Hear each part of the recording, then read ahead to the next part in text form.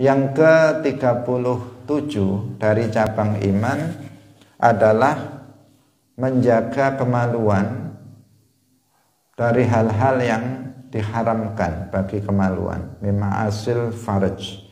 Jadi intinya seperti itu. Jadi menjaga, membebaskan diri dari ma'asil farji, dosa-dosa farji. Ini adalah merupakan bagian dari keimanan. Dalam pertemuan sebelumnya telah kita bahas ada sebuah hadis yang menyebutkan bahwa jika seseorang itu menjamin dirinya, man yadmanu, kata Nabi, man yadmanu li ma baina lahyaihi wa ma baina fakhidaihi admanu lahul jannah. Barang siapa yang menjamin untukku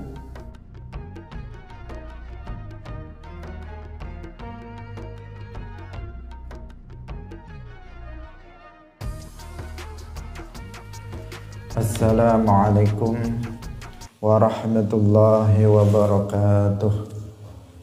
Hadirin hadirat rahimakumullah. Mari kita memulai ngaji kita pagi hari ini dengan tidak lupa mengikhlaskan niat kita lillahi ta'ala. Kita sampai pada cabang iman yang ke-37. Qala al-mu'allifu rahimahullahu ta'ala as-sabi'u wa thalathun. As-sabi'u tawi kang nomor 7 wa thalathun lan 30 min syu'abil iman iku tahrimul furuji ngaramaken pira-pira farji wa malan barang yajibu kang wajib fiha ing dalam furuj minat ta'affufi sangking bersih, artinya bersih dari dosa farji. Liqaulihi, karena dawe Allah Ta'ala wa yahfadhu furujahum, lan yen tonjogo sapa wong akeh furujahum ing pira-pira farjine wong. Wa qaulihi ta'ala wa yahfadna furujahunna, lan padha njaga sapa pira-pira wadon furujahunna ing pira-pira farjine. Walladzina hum li furujihim hafizun, walladzina lan wong akeh hum kang utawi alladzina iku li furujihim maring farjine alladzina hafizun utawi wong kang jaga kabeh. Wala taqrabuz zina innahu kana fahishatan wa sa'a sabila. Wala taqrabu lan aja parek-parek sapa sira kabeh az-zina ing zina. Innahu sak temene zina iku kana ana apa zina iku fahishatan perkara kang ala wa sa'a lan fahishatan perkara kang keji wa sa'a lan ala apane sabilan dalane. Wa li hadithi Abi Hurairah radhiyallahu anhu fi sahihain la yazni ora zina sapa azani wong kang zina khina yazni ing dalem nalikane zina sapa azani wa huwa lan halih utawi azani iku mukminun wong kang iman kelawan iman kang sampurna. Wala yasriku lan ora nyolong sapa asariku wong kang nyolong khina yasriku ing dalem nalikane nyolong wa huwa lan halih utawi asariq iku mukminun wong kang mukmin kelawan iman kang sampurna. Wala yashrabu lan ora ngombe sapa wong al khamra ing khamr khina yashrabu ing dalem nalikane ngombe khamr sapa syarib wa huwa lan halih utawi syarib iku mukminun wong kang iman kelawan sampurna. Wala yantahibu lan ora jarah sapa wong nahbatan ing jarahan dzata syarafin ing kang duweni kemuliaan yarfa'u ngangkat sapa al mukminuna pira-pira wong kang iman ilaihi fiha wala yantahibu nuhbatan dzata syarafin ilaihi maring dzata syaraf fiha ing dalem nuhbah absarahum ing pira-pira peningale al mukminun khina yantahibuha ing dalem nalikane jarah sapa wong ing nuhbah wa huwa lan halih utawi wong iku mukminun wong kang mukmin kelawan iman kang sampurna. Hadirin hadirat kaum muslimin muslimat pemirsa rahimakumullah. Yang ke-37 dari cabang iman adalah menjaga kemaluan dari hal-hal yang diharamkan bagi kemaluan, mima'asil farj. Jadi intinya seperti itu. Jadi menjaga, membebaskan diri dari ma'asil farji, dosa-dosa farji. Ini adalah merupakan bagian dari keimanan. Dalam pertemuan sebelumnya telah kita bahas ada sebuah hadis yang menyebutkan bahwa jika seseorang itu menjamin dirinya, man yadmanu, kata Nabi, man yadmanu li ma baina lahyaihi wa ma baina fakhidaihi admanu lahul jannah. Barang siapa yang menjamin untukku bahwa dia selamat dari maksiat yang ada di antara dua rahangnya dan di antara dua pahanya, maka aku menjamin untuknya surga. Yaitu orang yang mampu menjaga lisannya dan mampu untuk menjaga kemaluannya dari hal-hal yang diharamkan bagi lisan dan bagi kemaluan. Maka Rasulullah Shallallahu Alaihi Wasallam menjamin untuknya surga. Nah, ini menunjukkan betapa pentingnya bagi kita seorang mukmin itu untuk memperhatikan dua anggota tubuh kita itu. Yang pertama lisan, harus berhati-hati kita dalam berbicara, dalam mengeluarkan kata-kata. Dan yang kedua adalah kemaluan. Jangan sampai seseorang terjatuh pada hal-hal yang diharamkan. Banyak dasar dalam Al-Quran maupun hadis yang menjelaskan tentang pentingnya seseorang untuk menjaga kemaluannya. Di antaranya dalam surat An-Nur dan surat Al-Mu'minun. Allah Subhanahu wa taala berfirman, wa yahfazu furujahum wa yahfadna furujahunna. Yang pertama ayat 30 dari surat An-Nur, yang kedua surat An-Nur juga ayat 31. Yang pertama untuk laki-laki, mereka yang menjaga kemaluannya dari kaum laki-laki. Kemudian yang kedua adalah kaum perempuan yang menjaga kemaluannya. Walladzina hum li furujihim hafizun. Ini juga dalam surat Al-Mu'minun memiliki makna yang sama, yang isinya adalah menjelaskan pentingnya bagi umat Islam untuk menjaga kemaluannya dari hal-hal yang diharamkan. Kemudian dalam surat Al-Isra Allah Subhanahu wa taala berfirman, "Wala taqrabuz zina innahu kana fahishatan wa sa'a sabila." Janganlah kalian dekat-dekat dengan zina.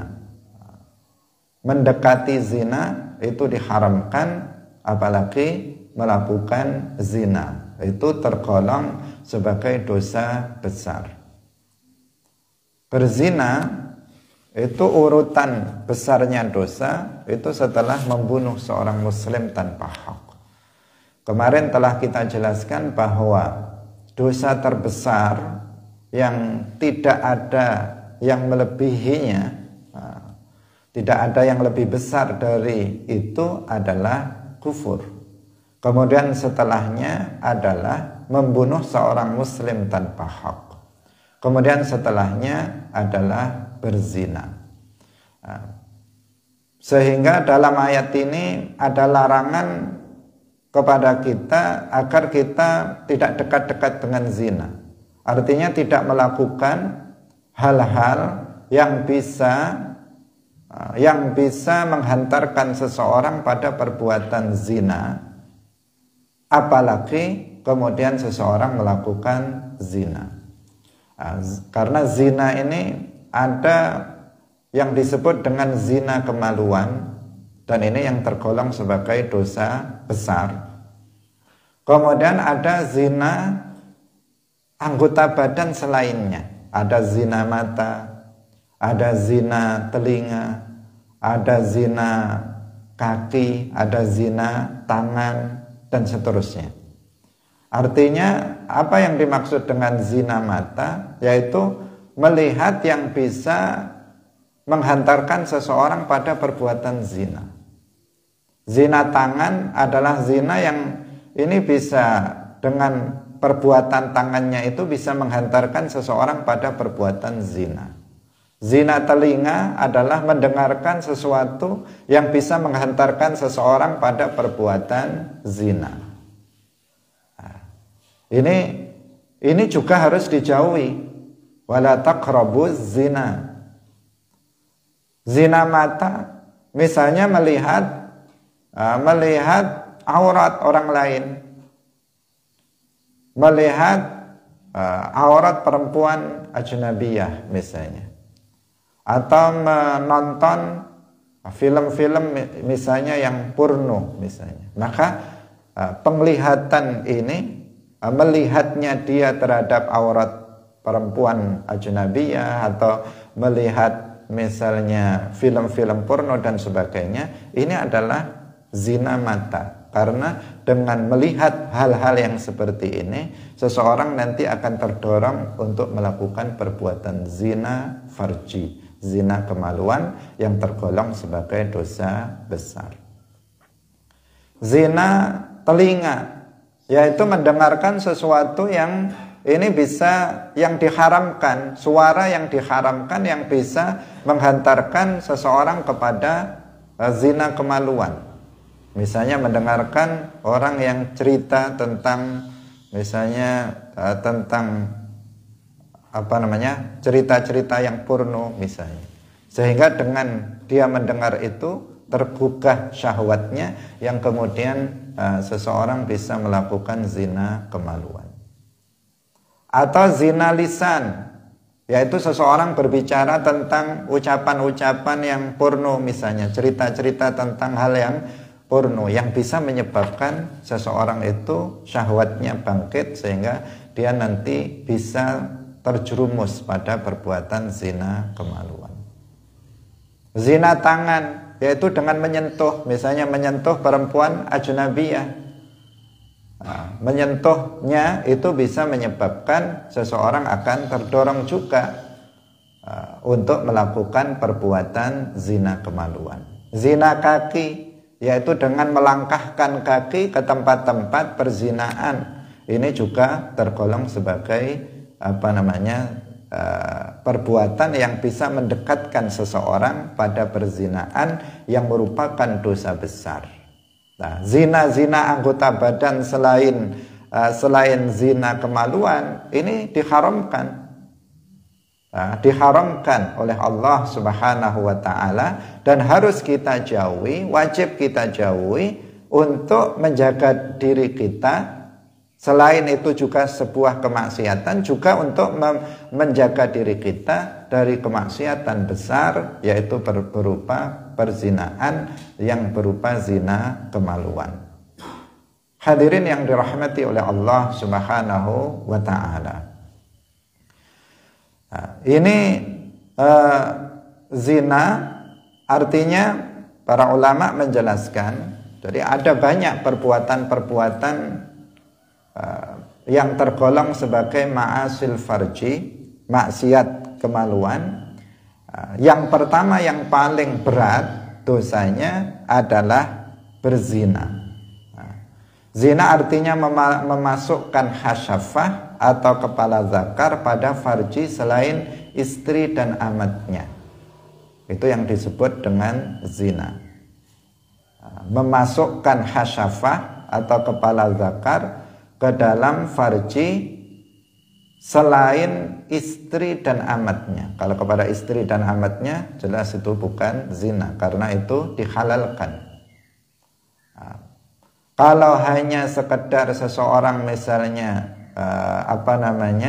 berada berduaan, berkhalwah misalnya dengan seorang perempuan ajnabiyah, itu bukan zina zina yang yang mewajibkan had. Tadi itu bukan zina kemaluan. Atau misalnya seseorang hanya bersentuhan, maka itu juga belum bersentuhan maksudnya dengan perempuan ajnabiyah, itu juga belum dikatakan sebagai zina kemaluan. Zina kemaluan ketika seorang laki-laki memasukkan kepala zakarnya ke dalam farji selain istri dan amatnya. Itu yang disebut dengan zina, dan ini zina kemaluan, dan ini tergolong sebagai dosa besar. Yang dosanya sangat besar, bahkan ada had bagi orang yang melakukannya. Kalau yang melakukannya itu adalah orang yang sudah bersuami dan beristri, namanya zina muhsan. Namanya zina muhsan. Maka mereka ini hukumannya adalah dirajam. Dirajam itu dilempari dengan batu seukuran segenggaman telapak tangan sampai dia mati. Jadi tidak terlalu besar batunya, juga tidak terlalu kecil. Kalau terlalu kecil nanti matinya lama.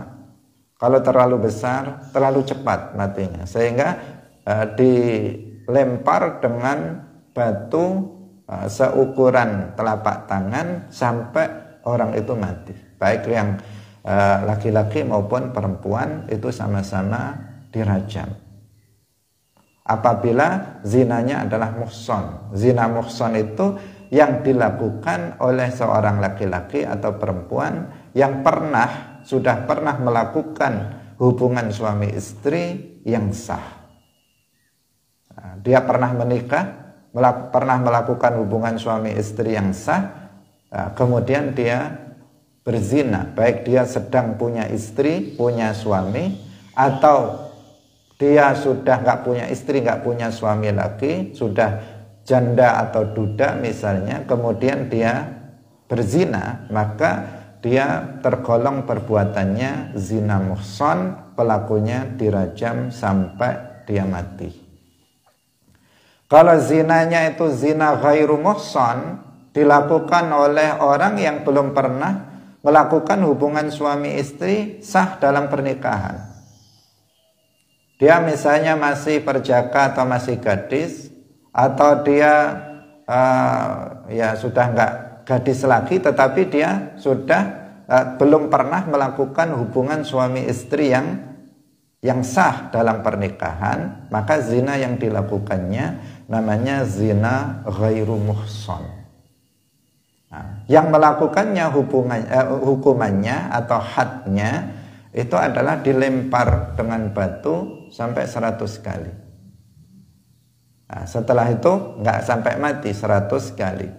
Setelah itu kemudian dia diasingkan dari daerahnya. Itu kalau dia zinanya adalah zina ghairu muhsan.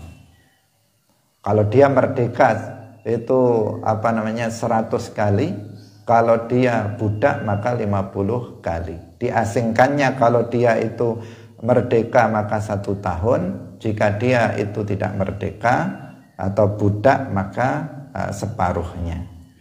Hadirin yang dirahmati oleh Allah Subhanahu wa taala. Dan ini menunjukkan apa? Menunjukkan betapa beratnya dosa zina ini. Salah satu kriteria bahwa sebuah dosa itu tergolong sebagai dosa besar, itu adalah ada ancaman, salah satunya ada ancaman azab yang berat, laknat dari Allah dan Rasulnya, itu menunjukkan dosa itu berat.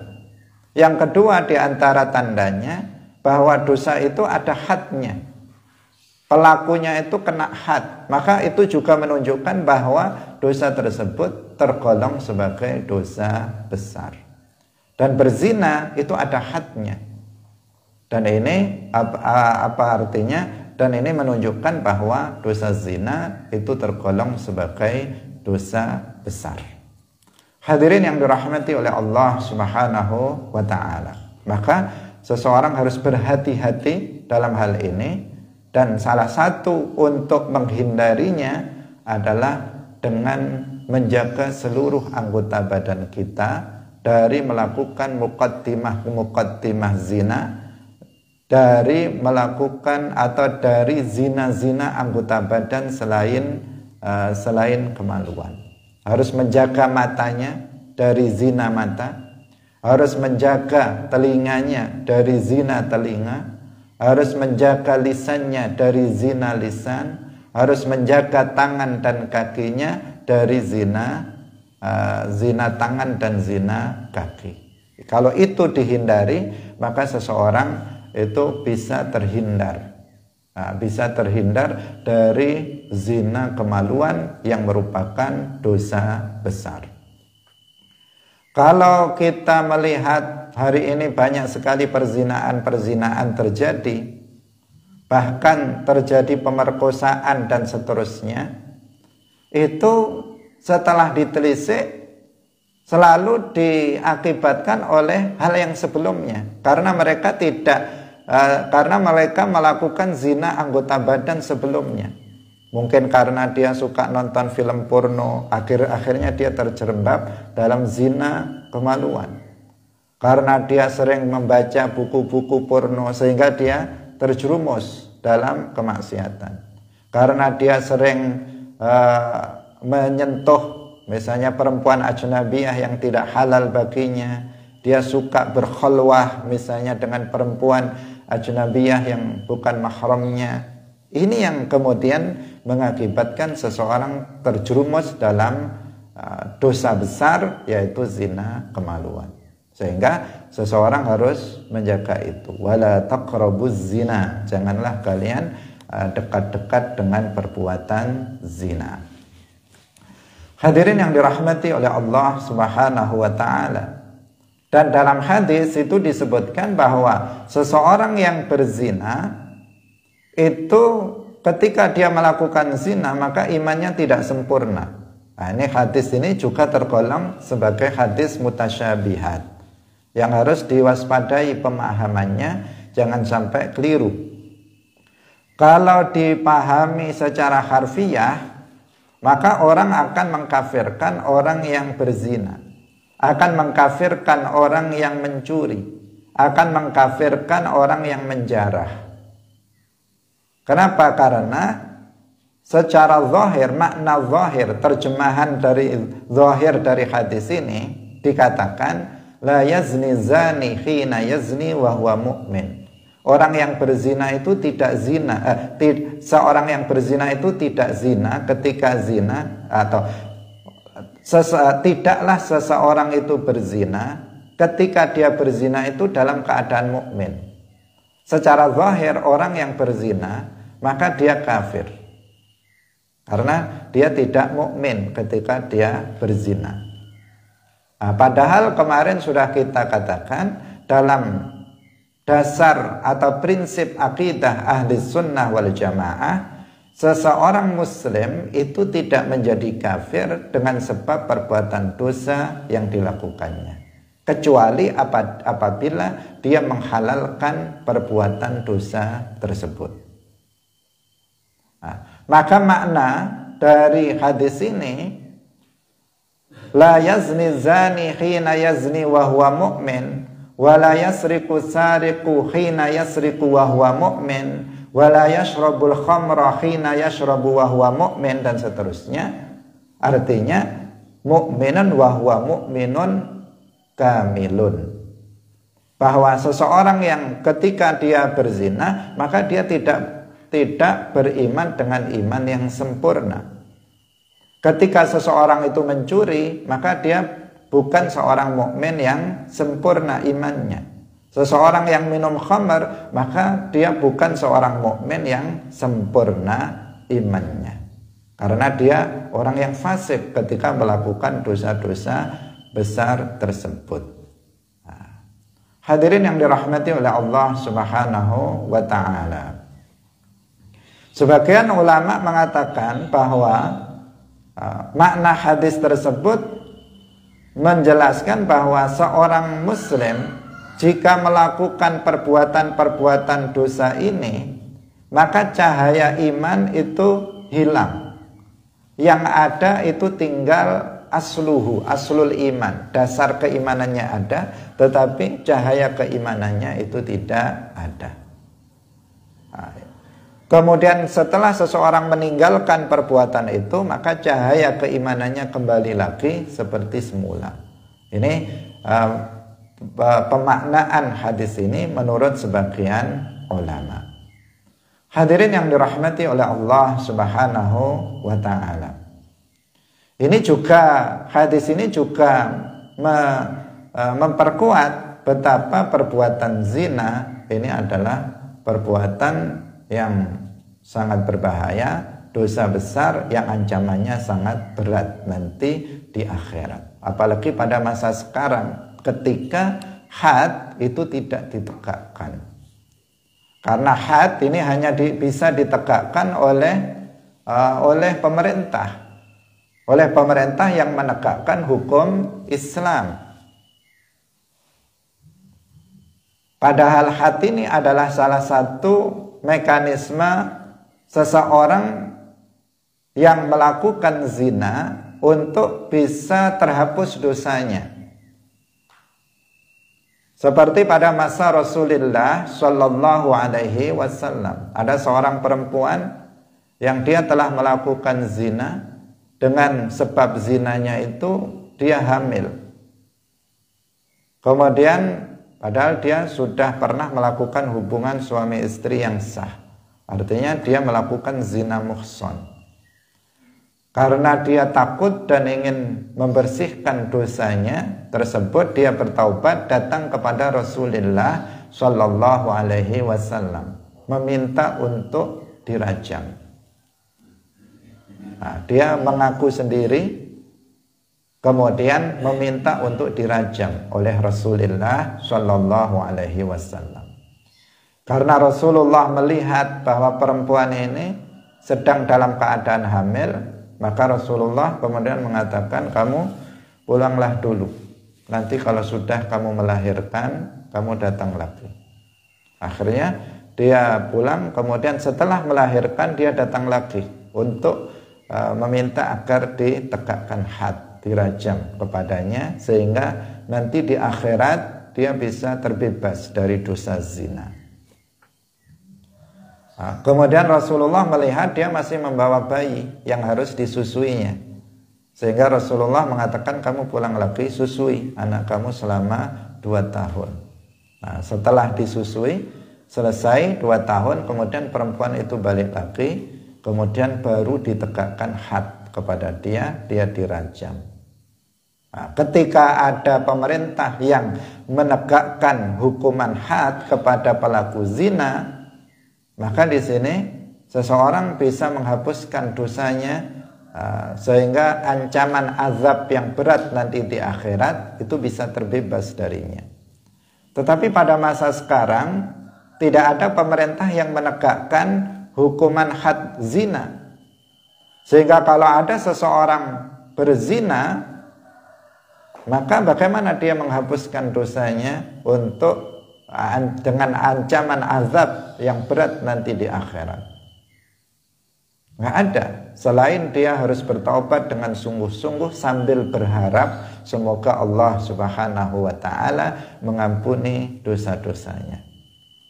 Hadirin yang dirahmati oleh Allah Subhanahu wa ta'ala, karena had zina ini memang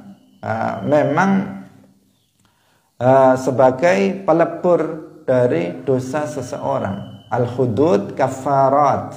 Jadi had-had yang ditegakkan, apakah had untuk zina, had pencurian dan seterusnya, itu adalah kafarat, sebagai pelebur dari dosa yang dilakukan oleh seseorang.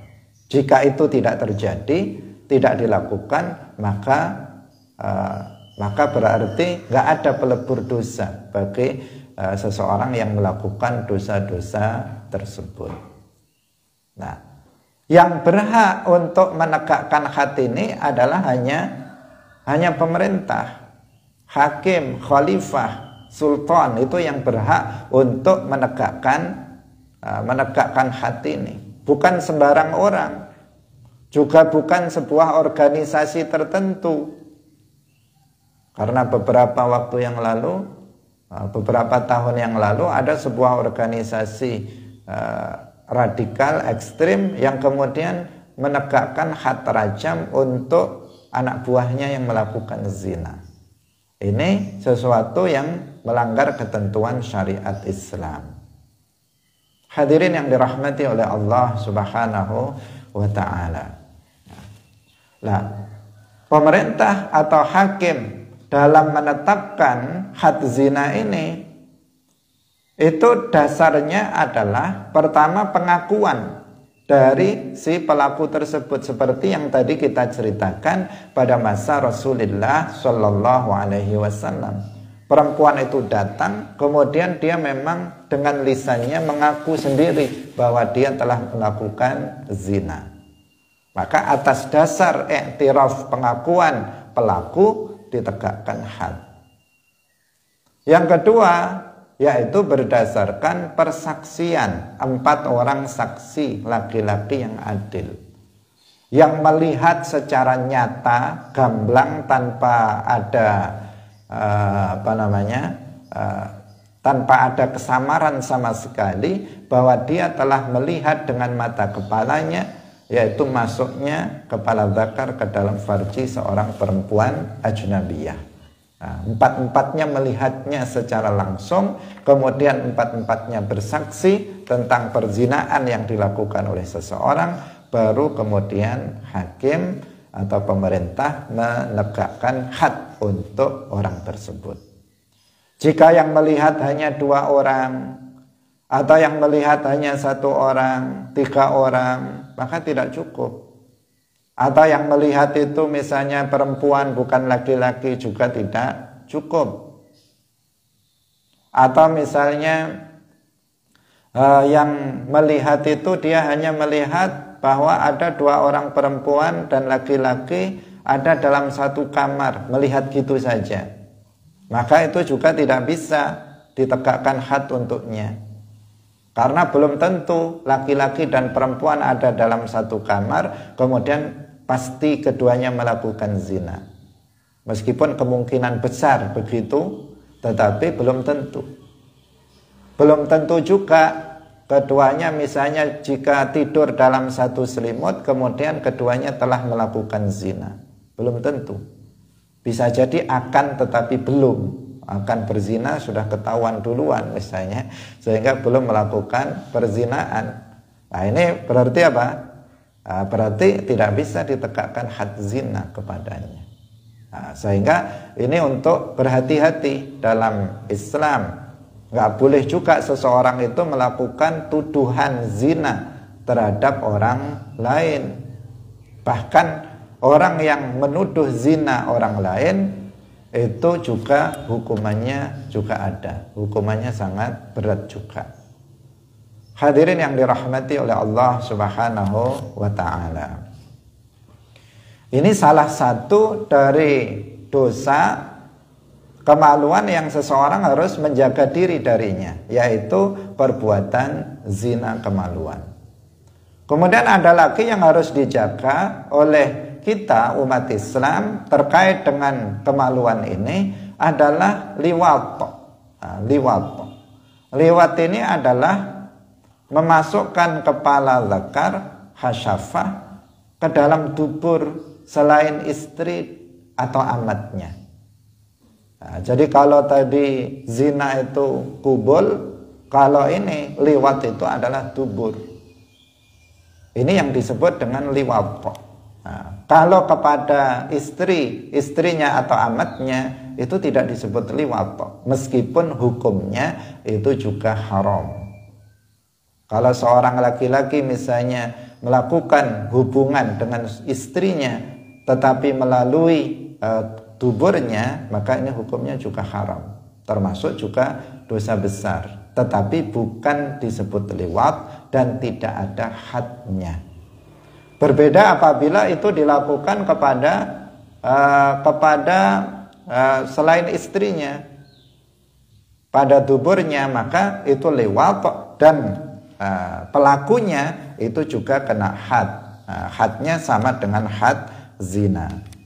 Hadirin yang dirahmati oleh Allah Subhanahu wa taala, ini juga harus dijauhi. Karena sekarang juga banyak terjadi hal yang seperti itu. Seperti pada masa Nabi Lot alaihissalam, umatnya banyak yang melakukan perbuatan ini. Pada masa sekarang juga banyak orang yang melakukan perbuatan yang seperti ini. Bahkan banyak anak-anak laki-laki yang menjadi korban dari sodomi, yaitu perbuatan seseorang liwat yang seperti ini, yang tergolong sebagai dosa besar. Hadirin yang dirahmati oleh Allah Subhanahu wa taala, semoga kita semuanya terjauhkan dari dosa-dosa yang seperti ini. Semuanya adalah yang harus dihindari, seperti yang tadi kita katakan, adalah hal-hal ma'asil yad atau ma'asil jawarih, dosa-dosa anggota badan yang terkait dengan ini, yang merupakan bagian dari muqaddimatuz zina, itu yang harus dihindari. Hal-hal yang bisa menyebabkan seseorang itu syahwatnya itu bangkit, sehingga ini harus dihindari. Hadirin yang dirahmati oleh Allah Subhanahu wa taala, sebaiknya atau sebaliknya seseorang juga untuk menghindarinya harus bergaul dengan orang-orang yang baik, orang-orang yang baik yang tidak yang menjaga diri dari hal-hal yang tercela, yang buruk. Hadirin yang dirahmati oleh Allah Subhanahu wa taala.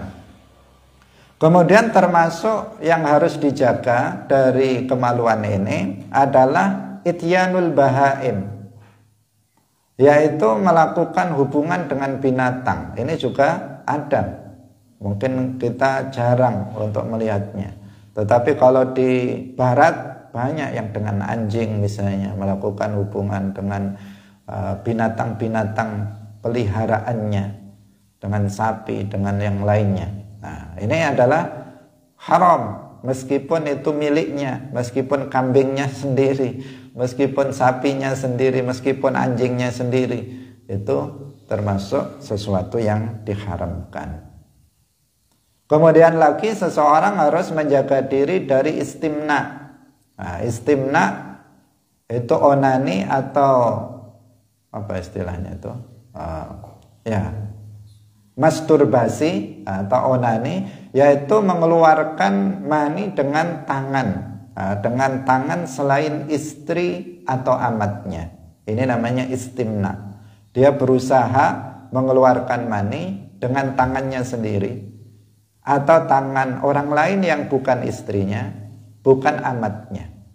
Kalau dengan tangan istri atau amatnya, maka itu bukan istimna yang diharamkan, baik bagi laki-laki maupun perempuan, karena ada laki-laki yang melakukannya dan juga ada perempuan yang melakukannya, dan ini juga tergolong sebagai dosa maksiat yang harus dihindari dalam rangka ini menjaga kemaluan. Wa yahfadzu furujahum wa yahfadna furujahunna. Kaum laki-laki dia wajib menjaga kemaluannya, kaum perempuan juga wajib dia untuk menjaga kemaluannya. Kemudian juga menjaga farji dari melakukan hubungan suami istri ketika istri dalam keadaan haid atau nifas. Ini juga harus dihindari, karena ini termasuk juga dosa besar. Keharaman melakukan hubungan suami istri ketika istri dalam keadaan haid atau nifas itu berlaku pertama ketika darah masih keluar, itu haram. Atau darah sudah nggak keluar lagi, tetapi si istri itu belum mandi, ini juga haram. Atau seorang istri itu sudah mandi tapi mandinya nggak sah, karena istri bodoh sehingga nggak tahu bagaimana cara mandi wajib yang benar, sehingga mandinya nggak sah. Kemudian melakukan hubungan suami istri, itu juga hubungan yang diharamkan. Karena sebagian ada yang beranggapan haramnya itu hanya ketika masih keluar darah. Padahal para ulama mengatakan meskipun darah sudah nggak keluar lagi, tetapi jika belum mandi itu masih haram melakukan hubungan suami istri. Demikian juga ketika si istri itu sudah mandi tetapi mandinya nggak sah menurut ketentuan syara, maka ini juga juga masih haram untuk melakukan hubungan suami istri. Karena itu seorang istri harus paham bagaimana cara mandi wajib. Terutama dalam hal ini sebenarnya yang terpenting adalah bagaimana dia niatnya. Nah, juga yang lain juga sebenarnya ya. Niat artinya kalau seorang perempuan misalnya dia mandi asal mandi, memang airnya sudah rata dari ujung rambut sampai ujung kaki sudah rata, seluruhnya sudah basah oleh air. Tetapi dia tidak niat untuk mandi wajib, maka ya nggak sah mandinya. Meskipun secara zahir dia sudah bersih, kalau dia melakukan hubungan suami istri dengan suaminya, maka masih hubungannya adalah hubungan yang diharamkan. Atau kalau misalnya di badannya ada hal-hal yang bisa menghalangi sampainya air ke kulit, nah, itu kan harus dihilangkan terlebih dahulu agar mandinya sah. Kalau si istri nggak paham sehingga ternyata dipakai di kulitnya ada cat atau ada getah yang bisa menghalangi sampainya air ke kulit, dia tidak hilangkan, dia asal mandi saja. Maka meskipun secara zahir dia sudah mandi, hakikatnya dia belum mandi karena dia masih belum sah mandinya. Dan apabila dia melakukan hubungan suami istri dengan suaminya, maka di sini masih tergolong diharamkan, hubungan yang diharamkan. Karena itu ilmu itu sangat penting. Ilmu agama itu sangat penting untuk dipelajari agar apa yang dilakukan oleh seseorang itu itu benar dan sah. Hadirin yang dirahmati oleh Allah Subhanahu wa taala. Para ulama menjelaskan bahwa jika seorang istri itu sedang haid, maka tidak boleh melakukan pertama tidak boleh melakukan jima, hubungan suami istri. Yang kedua, tidak boleh melakukan istimta di antara atau di bagian anggota badan antara pusar dan lutut. Nah, sebagian ulama mengatakan seperti itu. Tetapi sebagian ulama yang lain mengatakan yang tidak boleh itu hanyalah jima, melakukan hubungan suami istri. Karena ada hadis yang menjelaskan bahwa Rasulullah Shallallahu Alaihi Wasallam bersabda, "Isna'u kulla syai'in illan nikah." Lakukan apa saja kecuali bersetubuh, kecuali melakukan hubungan suami istri. Itu yang tidak diperbolehkan. Tetapi pada umumnya dalam mazhab Syafi'i itu adalah yang nggak boleh itu adalah istimta. Dalam mazhab Syafi'i istimta dengan bagian tubuh istri yang sedang haid di antara pusar dan lutut itu nggak boleh. Jika tanpa satir, tanpa penghalang, maka itu tidak diperbolehkan. Karena akan bisa jatuh kepada hubungan suami istri atau karena sudah dekat, sehingga jika tidak terkontrol, tidak terkondisikan, maka bisa terjadi hubungan suami istri yang diharamkan. Sehingga mereka mengharamkan istimta dengan bagian istri yang sedang haid di antara lutut dan pusar. Hadirin yang dirahmati oleh Allah Subhanahu wa ta'ala, ini adalah beberapa dari sekian banyak ma'asil farji yang seseorang muslim harus berusaha menjaga diri dari perbuatan-perbuatan tersebut. Hadirin yang dirahmati oleh Allah Subhanahu wa ta'ala, ini sesuatu hal yang pada masa sekarang ini itu sangat berat.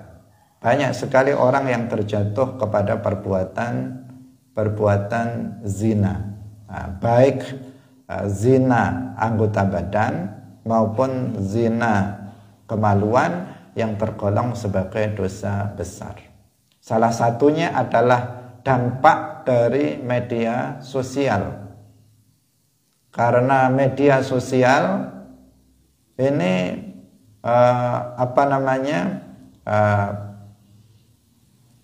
banyak menyajikan hal-hal yang menjadikan seseorang terjatuh kepada zina-zina anggota badan, penglihatan, kemudian pendengaran, lisan, dan seterusnya. Banyak orang yang kemudian dengan HP yang dipegangnya, dengan media sosial yang dimilikinya, kemudian dia melihat film-film porno, dia membaca cerita-cerita, kisah-kisah yang porno. Ada banyak orang yang dengan HP yang dimilikinya, media sosial yang dimilikinya, kemudian dia melakukan hubungan yang perempuan dengan laki-laki tertentu atau dengan laki-laki dengan perempuan tertentu yang dia bukan istrinya. Kemudian dalam itu dia bercakap-cakap, berbicara tentang sesuatu yang bisa mengundang syahwat, bicara tentang hal-hal yang seharusnya tidak dibicarakan oleh dia dengan orang yang bukan mahramnya, yang bukan istrinya. Dia berbicara dengan lisan, berbicara melalui WA dan seterusnya.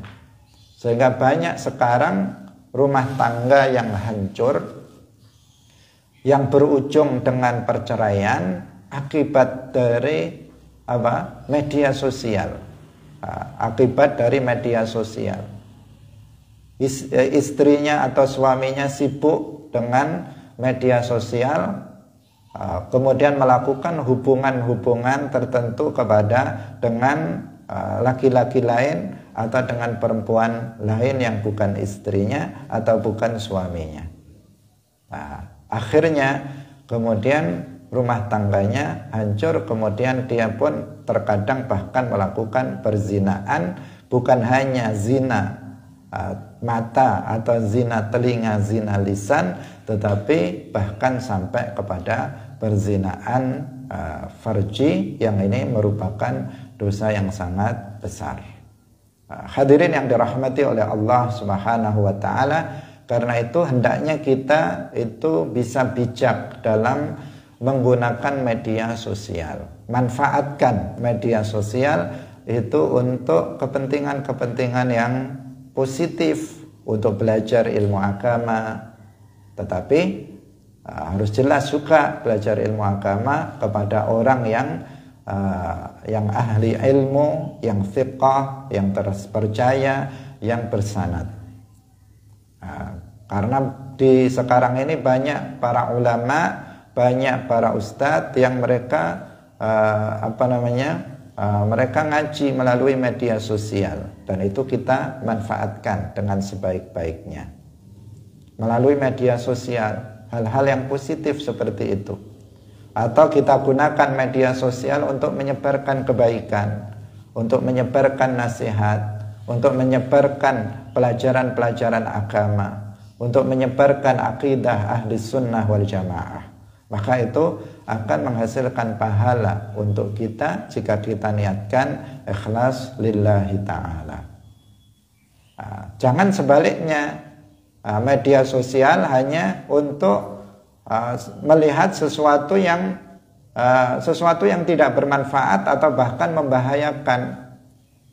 Melalui media ada TikTok, ada Instagram dan seterusnya, tetapi justru dia ingin nonton sesuatu yang ingin nonton aurat orang lain, ingin nonton sesuatu yang itu mengundang syahwat, membangkitkan syahwat yang bisa menghantarkan seseorang pada zina, baik itu zina anggota badan maupun zina kemaluan yang sangat berbahaya ancamannya nanti di akhirat.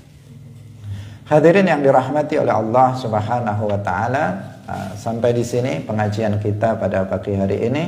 Pada intinya kita harus berhati-hati, jangan sampai kita terjerumus dalam perzinaan yang diharamkan oleh Allah Subhanahu wa taala. Barakallahu fikum wallahul muwaffiq ila aqwamit thariq. Wassalamu alaikum warahmatullahi wabarakatuh.